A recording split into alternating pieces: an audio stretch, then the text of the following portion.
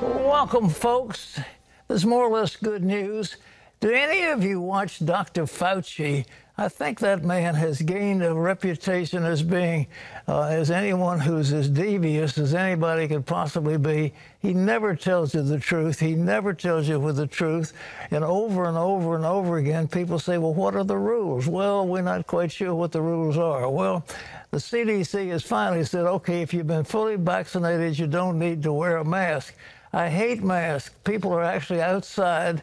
They're playing tennis with masks on. It's just the most ridiculous thing in the world. And don't you? I don't get it. And then I see people driving in their car by themselves wearing a mask. And I'm like, really? It's just so insane. It's just utterly insane. You have about as much chance of being hit by a meteor as you do catching COVID outside anywhere. And, it's just ridiculous. But anyhow, much of the country has already moved off from the mask rules as the number of COVID cases and deaths have dropped sharply. Abigail Robertson takes this look at the latest CDC guidelines. President Joe Biden and the CDC now say fully vaccinated people wearing masks can safely attend things like indoor worship services, workout classes, and restaurants. Beginning today, gathering with a group of friends in a park, going for a picnic, as long as you are vaccinated and outdoors, you can do it without a mask. The CDC considers individuals fully vaccinated 2 weeks after receiving the second dose of the Moderna or Pfizer vaccines, or 2 weeks after the single-dose Johnson & Johnson shot. If you are fully vaccinated, things are much safer for you than those who are not yet fully vaccinated. New data from the CDC shows nearly 8% of those who got the first shot are skipping the second dose, and the daily number of people getting vaccinated is declining, despite vaccines now being available to all Americans over 16. And then them also putting the Johnson & Johnson on pause, it really made me think more than twice about going back and getting the second one. The Johnson & Johnson vaccine is back in play after the CDC decided the benefits outweigh the risk.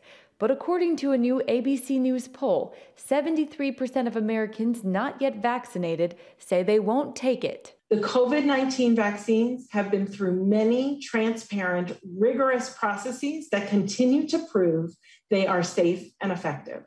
In an effort to combat vaccine hesitancy, West Virginia Governor Jim Justice is offering $100 savings bonds to people 16 to 35 who get vaccinated. I'm telling you, it's time, West Virginia, to shut this thing down.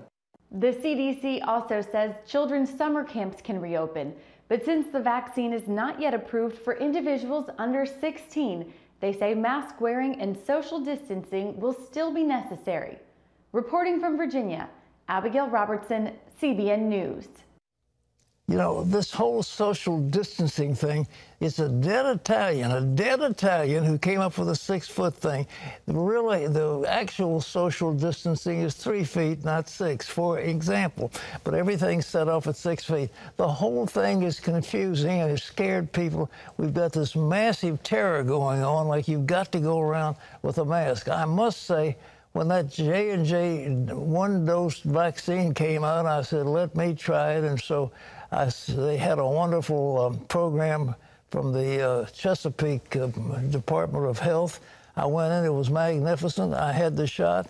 I have had not one twinge, not one blood clot, not one fever, nothing. I mean, it's just been marvelous. And That's wonderful. Did you get the thing? I haven't had it yet. Okay. Well, I love Jim Justice. He is the greatest governor. He really is. I mean, I'm going to give $100 or $10, whatever. He's going to give a bond to everybody that takes it. But we really need to get the stuff. But this mask business is just nonsense. And when you think one woman actually died because she was wearing a mask and she was out running. Well, you just can't. You've got to have breath. And what we need more than anything is breathing. And young kids need to breathe. They don't need to have masks on their faces. But I don't wear a mask if I can help it. Yeah, I've never seen you with one on. Well, occasionally I'm going to somebody, some doctor, office, and they insist you have a mask for you. They let you in, then you get in there. And It's just like in a restaurant. You got to have it, and when you go in, then you immediately take it off. I mean, the whole thing is just nuts. But anyhow, the guidelines, thank goodness, are being lifted, and that's good news for everybody. And anyhow, hallelujah. We are coming on the other side of this thing. It really has devastated our economy, but we're on the other side of it, and for that I'm very, very grateful. Well, in other news, a massive expansion of government financed on the backs of the American taxpayers. That's how one Republican senator described President Biden's infrastructure plan.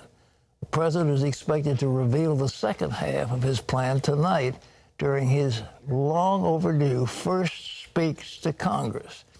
So what else can we expect to hear? Ephraim Graham has that. Pat, the president is putting the finishing touches on his first speech to a joint session of Congress as he prepares to address lawmakers and the American public tonight.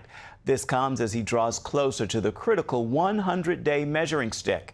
CBN News White House correspondent Eric Phillips has more. The president's 100-day mark hits on Friday, 2 days after he addresses Congress.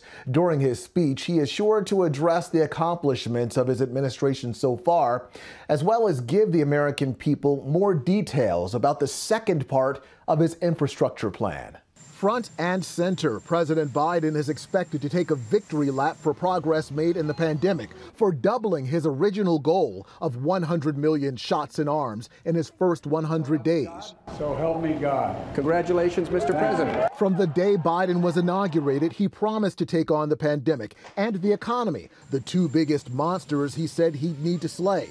His first big victory came 2 months in office when he signed the $1.9 trillion American Rescue Plan, sending payments of up to $1,400 directly to Americans. This is an American achievement, a powerful demonstration of unity and resolve. Next, the president aims to address the economy through two more plans, the White House calling them two parts of an overall infrastructure plan. Weeks ago, Biden gave details on the first part, the $2.7 trillion American Jobs Plan. It's not a plan that tinkers around the edges. It's a once-in-a-generation investment in America. It is a massive expansion of the government, financed on the backs of the American taxpayers with taxes that will hurt the economy and cost us jobs. The president set Wednesday night to give details on the second part of the infrastructure plan, dubbed the American Family Plan, which is sure to meet opposition.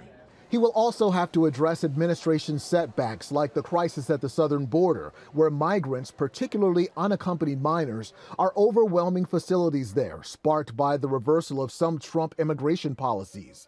Also, an uptick in mass shootings across the country has left the West Wing scrambling to uphold pledges of gun control and to address what it calls systemic racism that disproportionately affects black and brown people and how they're policed. Then there's the issue of bipartisanship, one that Biden hit hard on the stump and in his inaugural speech, pledging to reach across the aisle. President Biden's inaugural speech rings hollow.